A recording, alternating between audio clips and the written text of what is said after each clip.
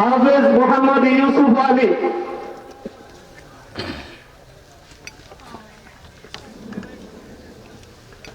শেষ করছে না? আমরা হুজুরের কাছে দোয়া চাবো, আল্লাহ যেন আমাদের সন্তানগুলোকে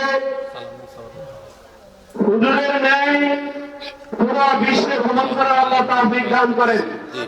আল্লাহ যেন হুজুরের মতো আমাদের এই সন্তানগুলোকে গ্রহণ করেন।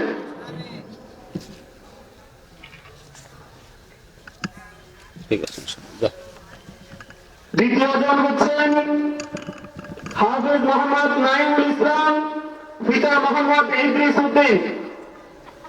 আল্লাহুম্মা আল্লিমহুল কুরআন ফাক্কিহহু ফিদ্দীন। আমিন। আল্লাহ যেন আমাদের সন্তানগুলোকে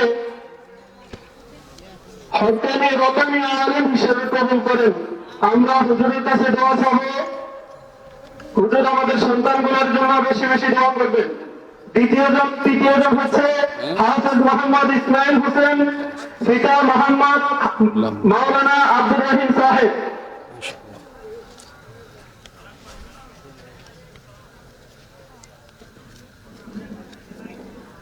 কনিষ্ঠ একদম কনিষ্ঠ মানুষ কনিষ্ঠ হলে হেফজ তো বহুত বড় দামি জিনিস।